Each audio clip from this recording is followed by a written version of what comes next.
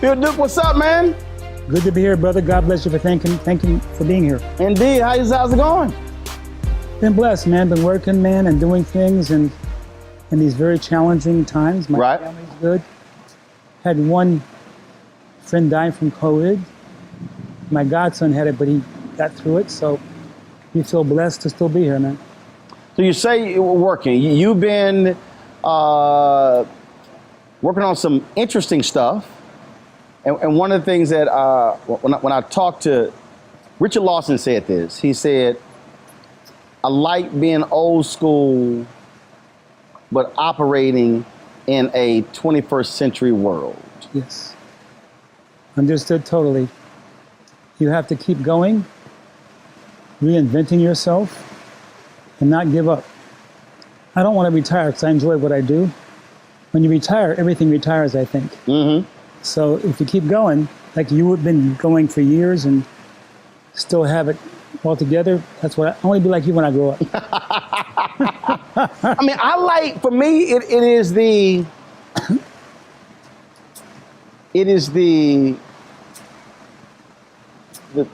joy. It's like even before we started shooting, this is the perfect example. For me, it's the joy of, and I'll tell Mario Van Peebles this, of the shot. You like, damn, that shot looks good. It was, so like right before we hit record, I'm sitting here and I was like, are we getting that light that's behind right, it? Right. That's what still interests me and piques my interest. It's the shot, it's that camera movement. It's the, so that's the thing for me. So if I play it back, oh, I like that. I like what we did right there. That's what still does it for me. Yes, me too. People always ask me, what do you prefer, directing or acting? I said, I love acting, but directing, I mean, you have the ability to have a voice visually, and that's something that's wonderful. The way you see things, it gives it validity. Right. And so that's something I understand totally what you're saying. When we last talked, I told you, I literally watch High Flying Bird every 3 months. I've seen it. But I watch it and I'm just watch that movement. Ooh, I like that angle. I like how, that was tight. And I like how, I just like, matter of fact, we were covering a march. We were covering the March the March for Democracy. And we were marching with the marchers. And so Anthony took a rest, I grabbed the camera. And so it was some different stuff I was trying or whatever. And that to me is what still is just so interesting that sometimes, like, it'll keep me up at night. I'll be watching stuff and I'm looking at it and like, oh, I want to try that next time we go out and shoot. I like how those colored lights were used. Right. I want to use that. That's the thing to me that the experiential that keeps your mind going and flowing. It's interesting that you mentioned High Flying Bird. I think you know this, but it was shot. Yeah. With 5 iPhone 7 Plus. That's why I watch it. And when they did their dolly shots, they rolled them around in the wheel. Right. Because the story I read, Soderbergh said that had we done a traditional track, I remember it was coming down a hallway off an elevator, and he said with the wheelchair, he curved around this way as the characters went that way. He said a traditional track, I couldn't have gotten that shot. That's right. So that's what I'm saying. So that's the thing. And I forgot the story. They said he shot with iPhones, and I forgot to say the size of his favorite light. I forgot the size. In the story, they said he shot all he sees with his favorite light, right. And it was just like, and that was it. But I'm saying, but that's the curiosity, and where the satisfaction comes in, Other people may not get it and may not see it, which I think is what keeps the juices flowing and the creativity. And then it's like, ooh, new technology. Ooh, we can add this, and ooh, we can add this and this. That to me, I think is what is so interesting. Well, it's your vision. You know what I'm saying? Your specific way of seeing life, of seeing the scene, the context, putting that all together, in my opinion, is exciting. And of course, it takes study and craft and the rest of it, but it's worth it because when you see it on screen, that's how you imagine it, that's how you saw it, and nothing wrong with that. When you did work at Howard University, and I used to be the head of the Department of Radio, Television, and Film. when you were there, and even now, do you have the sense that folks who want to direct really are locked in studying the craft? It's okay. I can tell by the look of your face in the lab, you like, hell no. Because that's the difference. Look, as you know, the craft of anything takes time, commitment, and study. The craft of it. You can take a camera and a sound system and shoot something, but is it crafted? And it reminds me of a story that a pastor friend of mine told me. He said, one Sunday, he said, in terms of the craft, nobody wants to do the craft of it. So he said, everybody who wants to go to heaven, stand up and sing hallelujah. Everybody stood up 5 minutes. Calm down, calm down. Everybody who wants to die, stand up and sing hallelujah. Nobody stood up. He said, how are you going to go to heaven if you don't die? So everyone wants to go to heaven, but the studying of the craft, as you know, you have to do it. You have to study it. It takes time to learn the beginning, middle, and end of a story, the beginning, middle, and end of a character. You know, what is a camera? What does it do? Right. What does a camera do? Right. Because camera tells stories, right? But nobody wants to do that.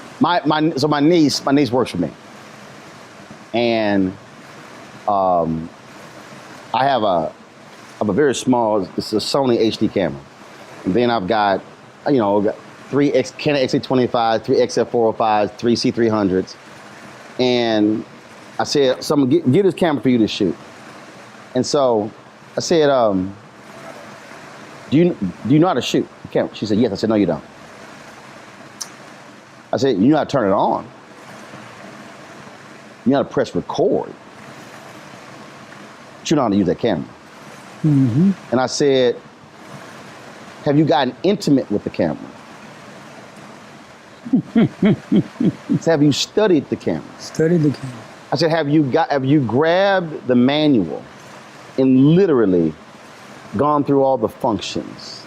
And what does it do? Mm-hmm. I said, have you pushed the camera to its limits? That's right. I said, you know how to use the camera. And I was trying to get her to understand that just pointing and shooting. I said, that's not it. That's why when my producers, I tell them, I want you to shoot. I said, but I don't want you to shoot with I don't want you to shoot with a monitor. Right. So you got a monitor on top of that camera there. I tell them, I don't want you to shoot. I said, I want you to shoot looking into the eyepiece. Yes. And so when I was at TV, one of my producers said, she's like, why? I said, because when you shoot into the eyepiece, I said, you are seeing the subject. I said, when you shoot with that video monitor, I said, you're actually seeing what's above the monitor, to the left, the bottom, and the right. I said, but when you in that eyepiece, you're looking at it, and I said, you're actually has an emotional connection with what you're seeing. I said, so then when you go into editing, then your first thing is, man, I wish we had this shot and this shot and this shot. I said, so now if you shoot as a producer, when you now go out, you now have developed an eye for what you actually want. Yes. For that photog to get for you. for you when you edit. That's right. And they were like, I said, I don't want you to just be a producer. I said, but you need to see it and feel it to understand how to actually be a better producer. Yes. Well, what you're talking about is not only people seeing it, but feeling And experiencing it. Yes. totally different thing. Yep. And that takes the craft and skill. As you say, what are you looking at? What are you feeling? If you don't feel nothing, then how do you expect me to feel it? Does that make any sense? Pull up a chair, take your seat. The Black Tape with me, Dr. Greg Carr, here on the Black Star Network. Every week, we'll take a deeper dive into the world we're living in. Join the conversation only on the Black Star Network.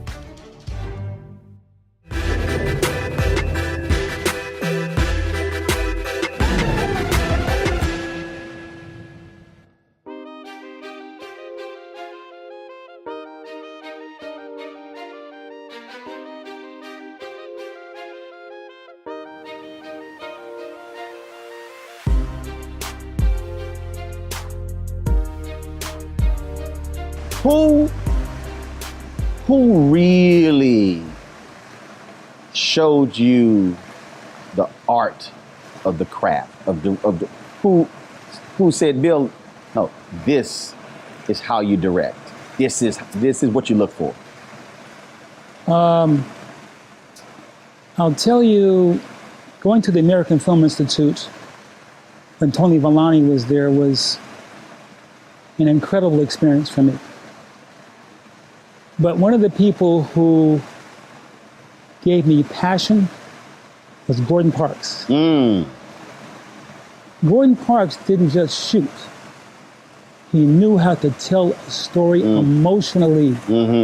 And so when she's running across the field or whatever, you felt it, right?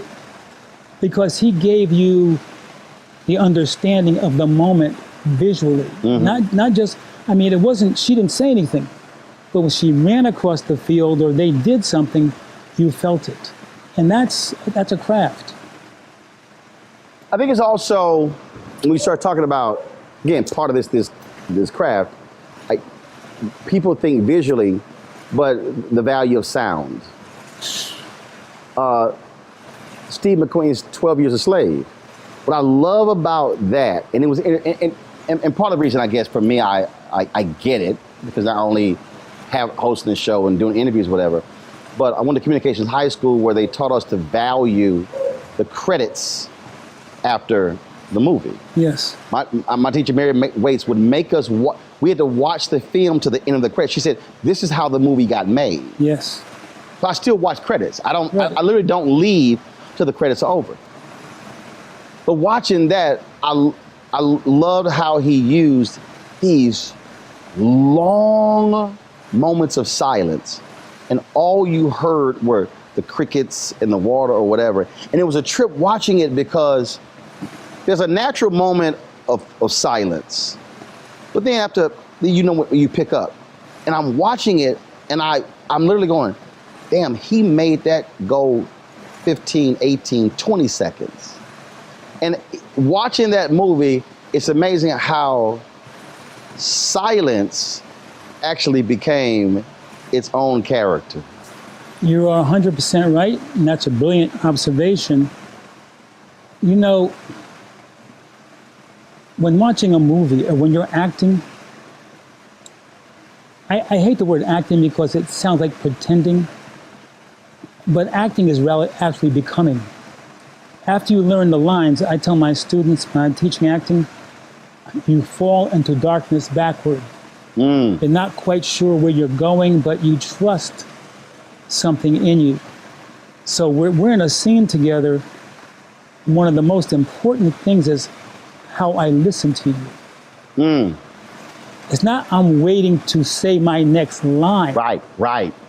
But I'm listening to what you're saying and what it means to me, and I respond from that. Does that make any sense? Well, because look, we've done multiple interviews today, and There was no agenda with any interview. So no one was pitching a movie. No one was pitching a book. No one was, and so there literally were. So I have no questions. Now, I have knowledge of the subject, the person I'm talking to. I have knowledge of their background, but I literally have no idea where the interview is going. Right. Which means that I actually have to listen to understand where I'm going. Otherwise, it's just sort of there. Well, listening's a rare craft these days. You know what I'm saying? It's like, it's wonderful to talk to somebody that really listens to what you're saying. And sometimes before they speak, they really hear you. And that determines their response. Right, precisely. Tone, whether it's melancholy, whether they're sad, whether they laugh, whatever, that now can change the direction of the conversation. That's right. And when you're working in a film, it's like the other actor you're working with determines to a great extent your performance. You know, it's like I tell this story all the time. Many years ago, I was acting in this film with this new director, right? I was having trouble with the scene. And so I go up to him. He's a young director. I think it was his second film. And I said, I'm having trouble with this monologue here, you know. Can you help me out, understand it better? He looked at me and he said, make it more blue. Make it more blue. Like sky blue, blue light. This is like 15 years ago. I still don't know what he was talking about. Make it more blue. Do you know what that means? I mean, Miles Davis kind of blue. Blue suede shoes. What? Wow. I had no idea. I just knew I was on my own. Now, as somebody who is a director, but you're acting, is that when your director side go, you don't know what the hell you doing? That's right. Well, you know, because that's not direction.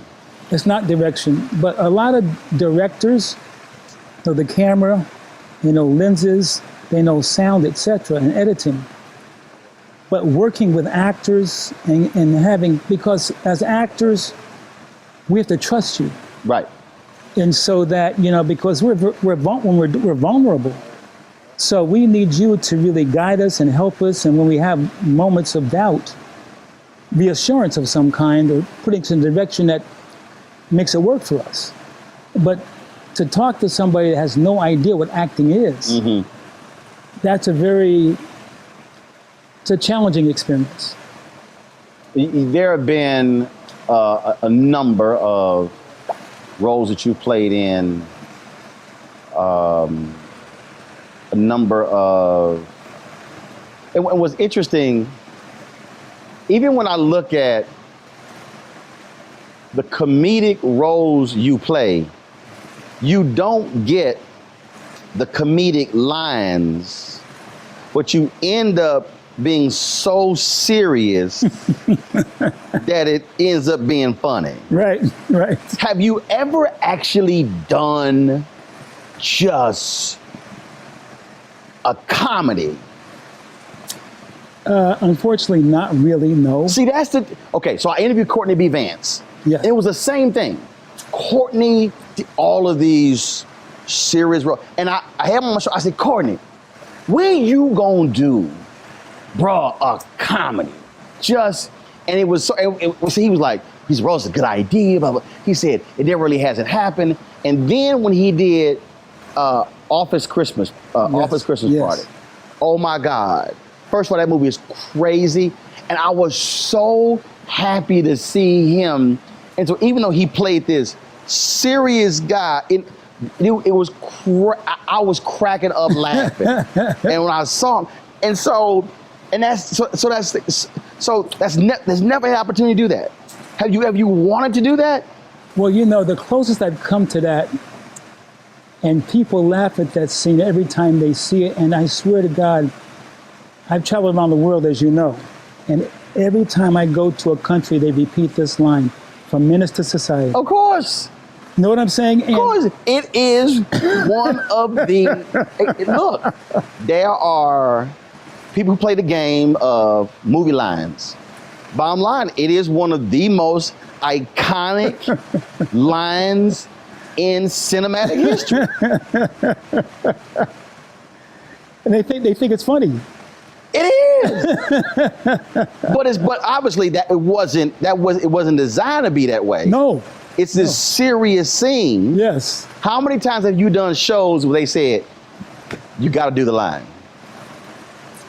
Well, it depends on the director. You know what I'm saying? And it's like working with creative people, they give you freedom. Now, was that written or did you come up with that? No, it was written. So it was written that way. Yeah. So when you read it, you were like, now did you refine how you did it, or the moment you read it, you knew I'm gonna play it this way? I kind of knew, how can I say this? The character came to me, Right. and when I went in the room with the darkness, Right. and this little kid, I felt like, how can I say, my father, if we ever lied to him. Right. He's like, You know what I'm saying?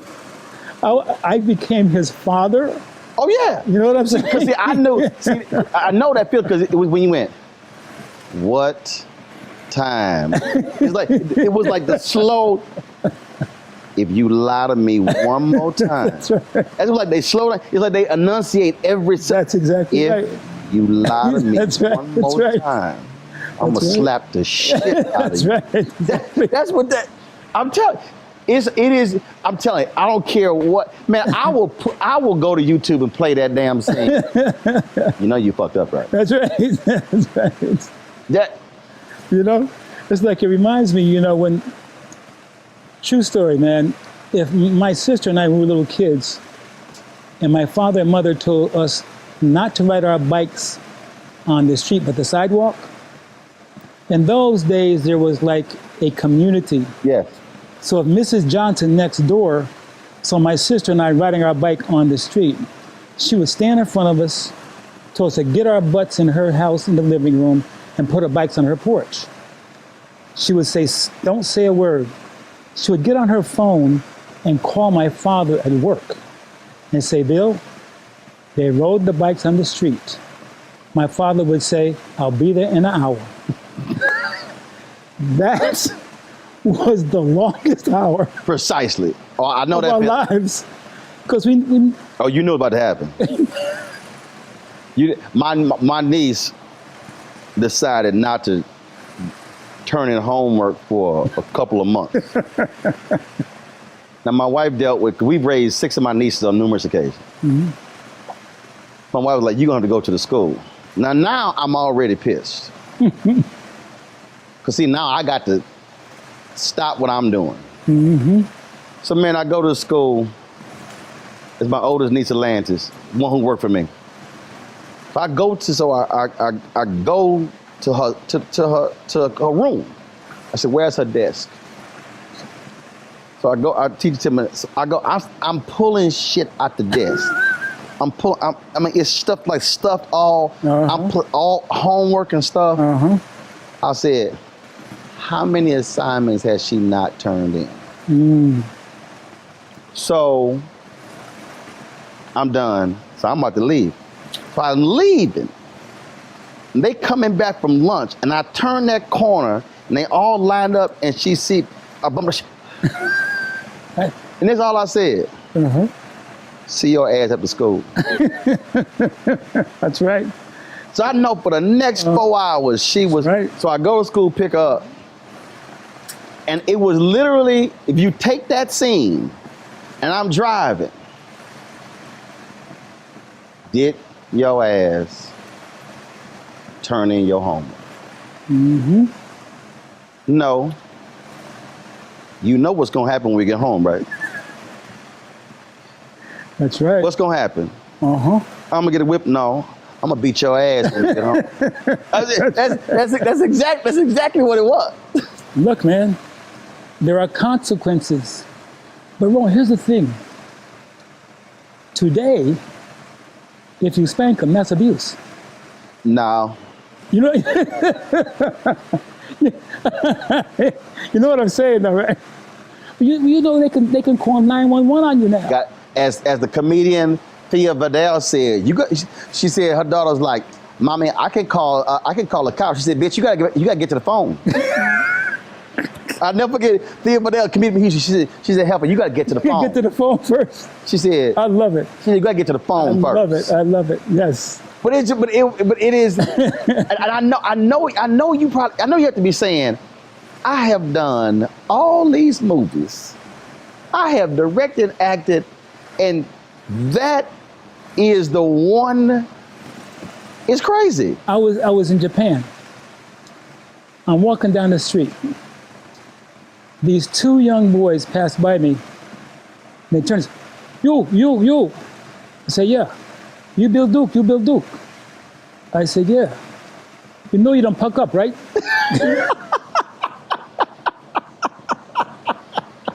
They couldn't even say the word. You know you don't puck up.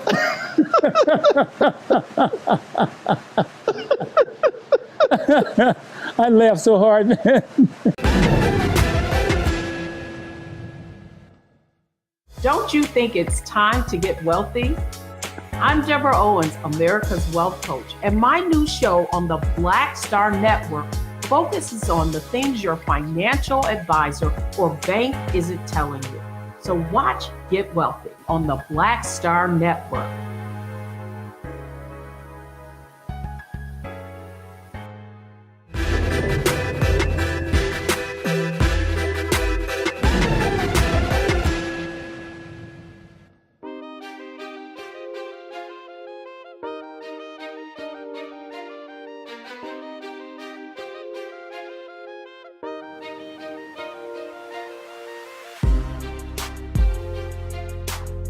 There are 5 movies that are on my list of all-time black cult classics that if you have not seen, you cannot come back to my show. Like literally. You cannot come back to my show. I've had people on my show, conversation come up, and I would say, have you seen Cooley High? If they say no, I'm like, you are not allowed. I will snatch black cards. Car Wash is one of those 5. You're playing Abdullah. Yes. You playing, and you play, and that is, and so same thing. That. Why do you think Car Wash is also iconic? Why? Well, I think one, the great Michael Schultz, great director, great human being. But at that time, you know, I don't even think I was acting, man. I was that angry. Really? I think. Because, man, you would feel rage in that movie. Well, you know, at that time. What year was that? That was, Car Wash was? 70. I'll look it up, don't worry about it. Was it? 78, 79? I'll look it up. Keep going. Isn't that amazing? Is that amazing that you can do that right now? That's right. Do you know that I had one of the first cell phones? You know how big it was? That sucker was the size of a boulder. You remember that? Man, that was a brick. I thought I was so cool. You could hold a steel door open with that phone. It's the truth, man. That bad boy there was Car Wash, released October 22nd, 1976. 76. That was 3 weeks. That was 2 weeks before the presidential election. So when so that was released. So you shot that obviously before. So you said you were angry. It was the context of the times. You know, there were there were rioting, there was anger, there was a lot of things, and I felt a lot of Abdullah, the character, and I think that's why Michael casted me. He knew me as a friend, because we were at the Negro Ensemble Company together, and when I was at NYU School of the Arts, he was there too, and I think he knew that I felt that human being, and that's why he hired me to do it, but I just thought the writing in it, the directing in it, and the people in it, Antonio Fark, the Pointer Sisters, Richard Pryor scene, George Carlin, that supporting cast of people, Danny DeVito, it was kind of a conglomerate of good folks, But you also had you also had this cultural. I mean, you had the gay folks, you had Native Americans, right? You had the Jewish son and the owner.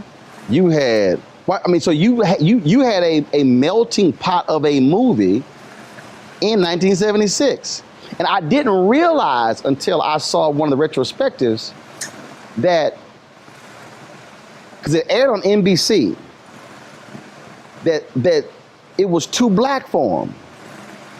That there were more. They made Michael put more of the white characters in the TV version than was in the movie version.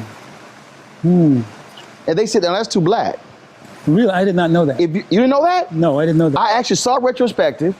So if you watch the TV version, you see all these white characters that were not actually major parts in the movie. Wow. He did a retrospect, and Michael said, and I've been sitting down interviewing Michael. And he said, yeah, that they were like, no, that the movie was too black. Wow. And they had to whiten it for it to air on network television. That's the reality. In those days, it was. I don't think people really understand the evolution of things, what we came from to where we are today, and all of the obstacles that were faced at that time. Because I think young people today just think this is the way it always was. Mm-hmm. When we came up, there was no internet. There was no social media. There were no real self. You remember those? See, this here, but the movie, when Car Wash came out, you also were, King Gets Killed, because you write about it in your book, Bill Duke, My 40-Year Career on Screen and Behind the Camera. King gets killed in ’68.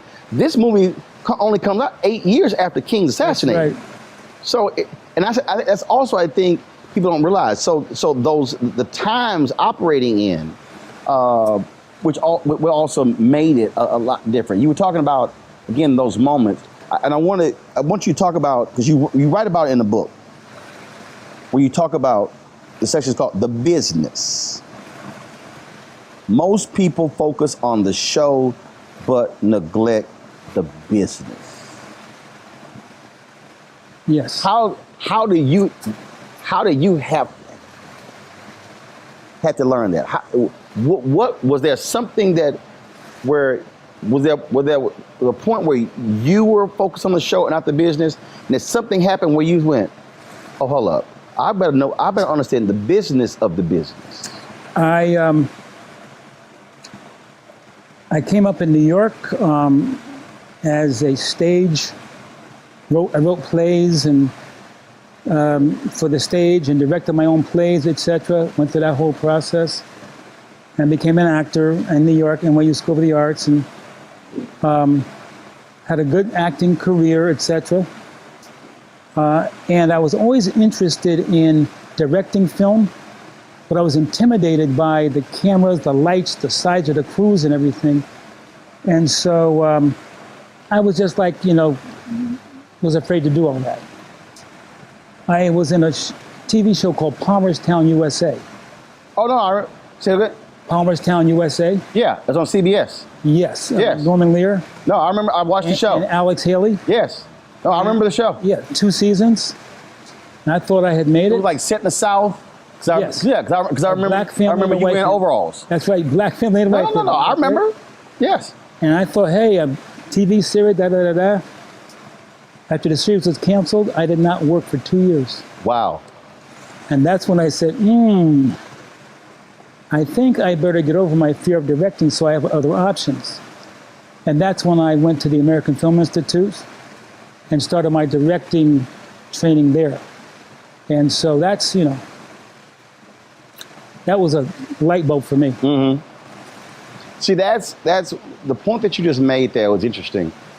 Tashina Arnold, I saw her speak here at an event in LA, and she said it was 10 years when Martin got canceled, where she got another sitcom. And she said, here I'm thinking, hit show, whatever. She said it was a decade between Martin and Everybody Loves Chris. She said 10 years. 10 years. Wow. You have to have, how can I say, those are not painless times, because people think rejection, or you just get over it, right? But you don't, man. They say don't take it personally, but when you're rejected and rejected and rejected and rejected and rejected, Right. something happens. And so to survive that, you have to have tenacity, reinvent yourself, self-worth, because what they're saying is that you're not worthy, you're not worth anything. And so you can't believe that, but I'm just simply saying it hits you. 10 years is a long time not to work, man. That's a long time.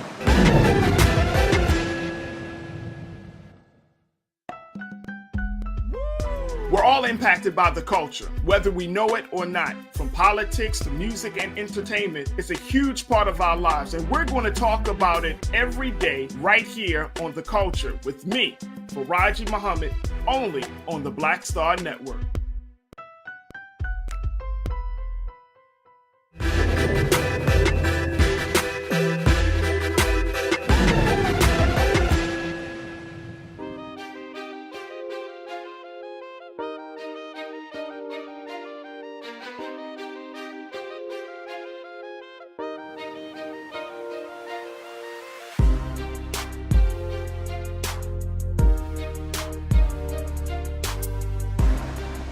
How did you get into this? Did it just happenstance? Was it accident? Was it how?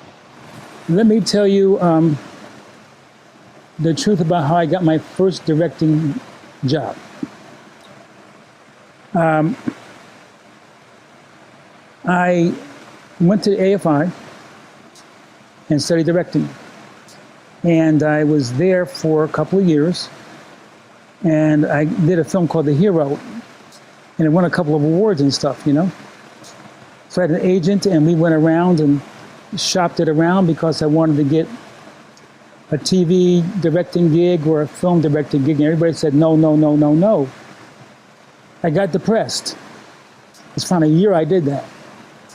I went away, I do transcendental meditation, went to a meditation retreat. My agent calls me and says, hey, Bill, come back. David Jacobs at Knots Landing wants to talk to you. I rush back to LA. I go over to David Jacobs' office, who was a Knots Landing producer. The meeting lasted for 5 minutes around. And I said, what is this about? Am I wasting my 5 minutes? 5 minutes. And I just told me to leave. So my agent, I said, we wasted my time. He said, oh. A week later, my agent calls me and says, Bill, David wants you to direct an episode of Knots Landing. I said, what? So we're in pre-production for 7 days. And Joel, the line producer, comes to me and says, Bill, you did a great job in pre-production, but we could tell you're going to be a great director from your reel. I said, what reel? Well, the reel from your other shows. I said, no, I just got an AFI. I just got. He said, wait a minute. He goes into David Jacobs' office. David Jacobs had mixed my box up with somebody else's. That's how I got my first job as a director. Wow. Am I lying? Wow. God has a sense of humor, right? He said, what reel? It's the worst reel.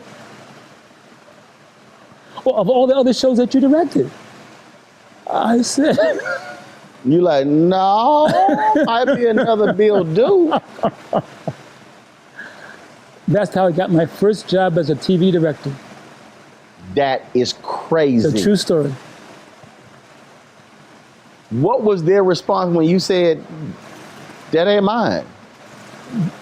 I shot the next day. They followed me around for 2 days to make sure I knew what I was doing.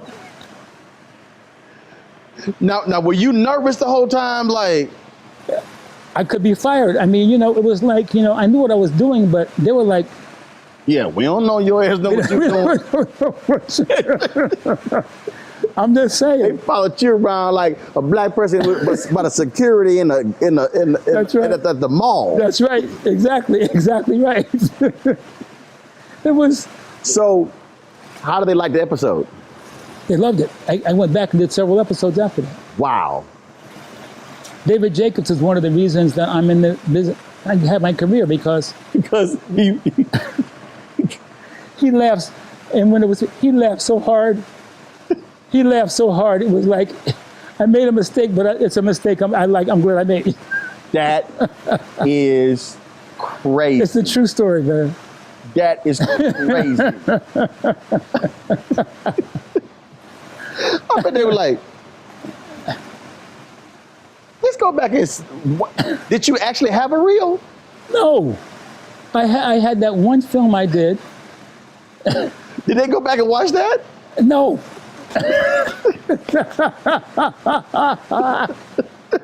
No, they couldn't hire another director because it was the first day of shooting. Right. So they had to let me do it. That means God has a sense of humor, right? Yeah, that's funny. They got your reel mixed up with somebody else. But what would you say? TV show, stage, movie, the most absolute. So I'm gonna ask two. What was the most fun you had as an actor and a director? Doesn't matter what it was, directing or acting. The most, what project, what movie? Was it a movie? Was it TV? Was it big screen? Was it stage? Was it off Broadway? Where you just had fun? I would say the most fun I ever had. One of the greatest people that doesn't get the credit he deserves. Miller Van Peebles ain't supposed to die a natural death on Broadway. Mm-hmm. It was an incredible cast of people. As you know, acting on stage is different from being in a film. You don't get no second takes. Right. You do it or you don't. That's why I like live TV. I'm the same. And that red light, come on. Player, it's time to go. Time to go. And directing wise, Sister Act 2 with Whoopi was great. It was great. And also Deep Cover with Lawrence Fishburne and Jeff Goldblum. Oh, man. Those guys, to work with those guys, see how serious they are? They're two of the funniest people. Great sense of humor, you know? One of the best scenes was the sister, I cannot remember her name, she played the love interest. When they were arguing, she's like, "You're fucking up my high." Oh my God! I read later because she stopped acting because I think she has MS. Yes. And I saw because I was wondering what happened to her. But that I remember that because there was a guy I worked at the Austin American Statesman. I forgot his name. Was a television critic. You probably know. And he in his review, he said, "Deep Cover should have been Oscar nominated." That was.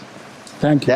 That movie was no joke. I have that DVD is in my collection. Oh, beautiful! Thank you for that. Thank you. The Deep Cover. That was Goldblum, Fishburne. That was intense. I really enjoyed it. They were great to work with. The collaboration between the two of them, and they didn't give 100. They gave 1,000%. I mean, wonderful actors, but great people and talented. and they came ready. And it was a great experience. What was the most intense that took a lot out of you to do? Oh. When I did Hoodlum in Chicago, there was a day that we worked 28 hours straight without sleep. Why? Behind schedule, had to make it up. Wow. The studio said, "You wasting time and money." And so, and around the 26th hour, we were all exhausted, you know? And I don't know who it was. We were on a lunch break. Somebody started laughing. And you know that when you're everybody started laughing at the same time for maybe 10 minutes because we're just... That's called that tired laugh. You know what I'm saying? It was intense. It was intense. 28 hours straight. 28. See, that's the thing that, again, you talk about the business of the business. People don't see. You're the director. And when they say, Robert Townsend talked about this here when he hit 5 Heartbeats. When they said, Robert, you don't get this done, the insurance folks are taking over. So when you're directing, you ain't just floating and chilling. I mean, you got to keep this train on. And are they literally on set, like hour by hour, minute by minute, saying it costs this? They many times they don't say it. They're just there, and their presence says it. See, people don't understand. See, directing has 2 components. The creative process. You and the writer and the producers work together for a vision. You got to translate that vision to the actors, to the crew, to the staff, everybody. Sometimes almost 100 people, right? So you have one vision going in and everybody's on the same page. The second part of directing is management. And you're managing 3 things: time, people, and money. And if you can't manage time, people, and money, no matter how great a director you are. Right. And is that something that when you are teaching, you might have a student who is extremely creative, but they can't do that, and you say, one does not work without the other? Well, you may make the movie, and then you should put it in your closet. Because if you don't understand distribution, marketing, and the rest of it, it's like your grandfather gave you $100,000. Well, how are you going to market it? How are you going to sell the movie? They give him his money back. Right. A lot of people have passion. I'm not saying anything against passion. Right. But passion without a plan is called frustration. See, I tell people, I often am saying to staff, to others, the business of the business. That, sure, you can go out and shoot a great product. I mean, I have these conversations with folks all the time because, with technology, folks, oh man, this Sony camera and the red camera and oh man, it looks so awesome. And I remember I was having this, and he's like, oh my God, look great. And I said, they gonna see it right here. That's right. I said, nah. C300, the body is 9,000. The Canon XF405 is 3,000. And the Canon XA25 was $19.99. I said, if the XA25 was in 29.9 frame, I said, we ain't streaming in 4K. And we ain't streaming it in no 6K, 8K. I said, so why am I gonna sit here and spend a whole lot of time and money? I said, when it's gonna be 2 minutes right here. Right. And it was like, yeah, but it looks great. I said, yeah, but we ain't trying to sell this to a group of cinematographers. That's right. I said, we got to be able to eat. And a lot of people, as you're building, don't understand the business part. Before December, I couldn't afford the C300s. So my whole deal was, no, we gonna figure out how to shoot this with them XA25s. And then we got a little bit more money. That's when we bought the 4K 405s. Then we bought, now we got 5 C300. But it was, no, I was like, no, this is a business of the business. That's right. I'm not about to sit here and kill us financially to try to afford to rent one C300 or buy one C300. Hell, when I could buy 3 4Ks. But that's the business part that a lot of folk don't take the time to understand. Well, you know, you for years have had the ability to do two things. The visual part of it, right? But like experts like yourself, what you're filming, you get people emotionally attached to it. Because no matter what they see, like you see a lot of action movies, explosions and da-da-da-da. Nobody cares about anybody who dies. Right. But to make people care, Right. for the situation, right? Right. See, what I try to tell folks is, you need to be able to shoot next week. I'm like, you spend all your money this week, okay, but can you shoot next week? And then next month? That's right. And that's the thing that I think. So when you talk about being a director, I remember when Selma, I read a story on Selma, and the story was on all of these directors who passed the movie up. I think Spike Lee passed, Lee Daniels passed, and all these directors said, I can't make this for 25. And Ava DuVernay was like, I can make it for 25 million. She's like, oh, and so again, that was one of those things where she was like, no, we gonna figure this thing. That's right. And that's the piece I'm always saying, don't focus on, man, I wish we had this. I'm like, we don't have that. Mm-hmm. So let's figure out how we gonna take this and make a great product. That's right. Well, I think that minorities and particularly black folks are alchemists. They gave us guts, turned them into chitlins. And we still do that today. Mm-hmm. It's alchemy, right? Mm-hmm. No matter what you give us, we're gonna figure it out. We're gonna figure it out. My grandfather could feed 50, 60 people in a house with 2 chickens and a pot of gumbo. Everybody had a piece of meat. Now, it wasn't a large piece of meat, but you got a piece of meat. That's right. In your gumbo bowl. That's right. That's exactly right. That's exactly right. And you will figure it out. That's right.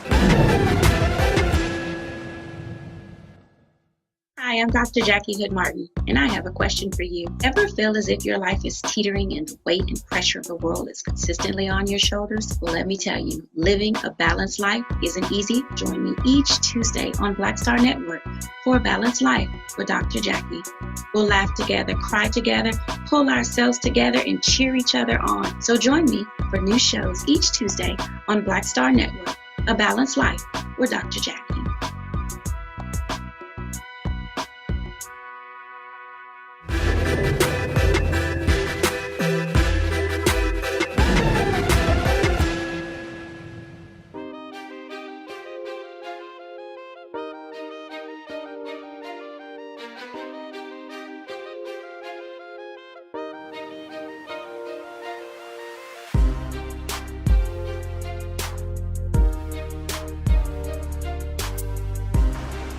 I asked you earlier about comedy. What is it?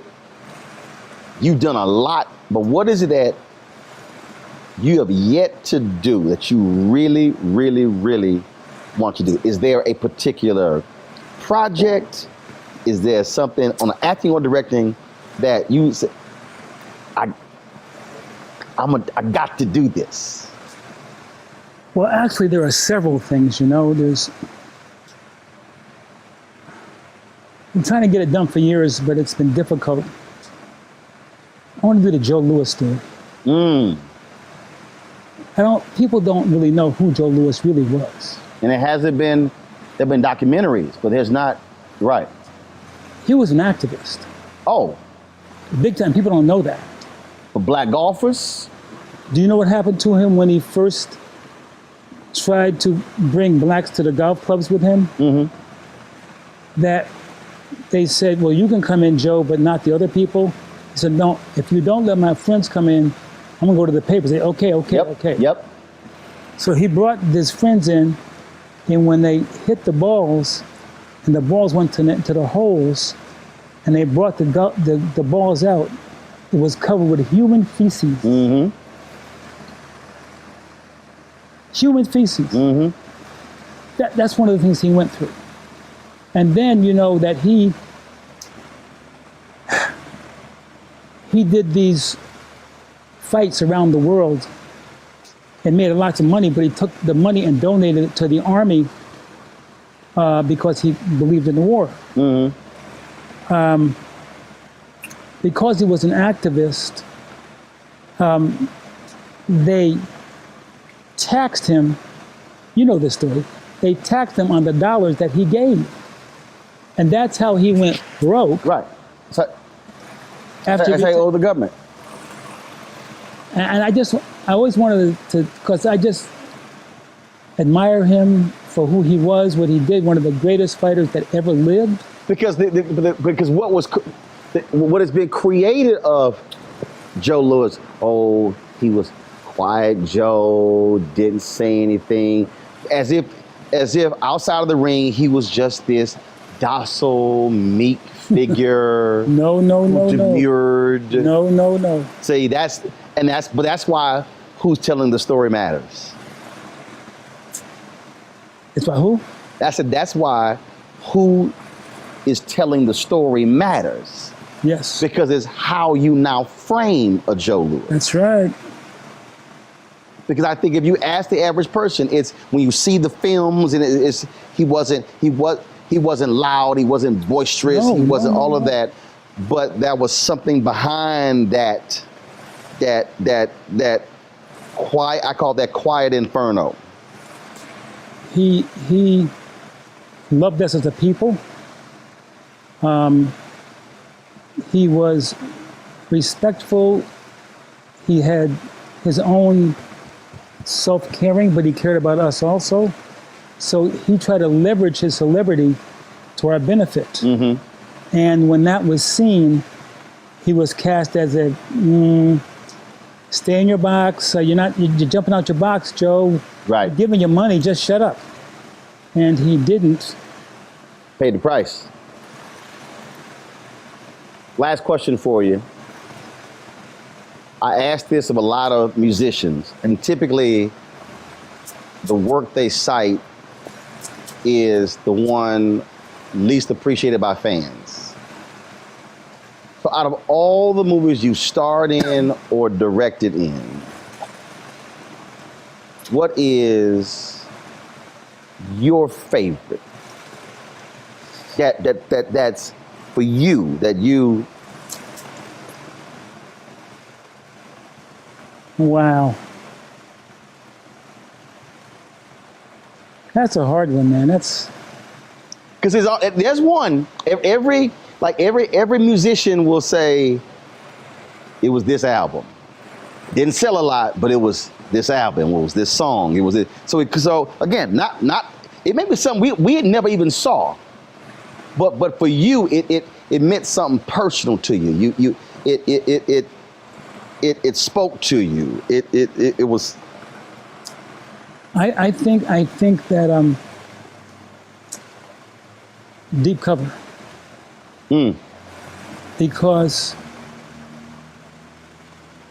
it talked about one of the major problems in our community, which is drugs.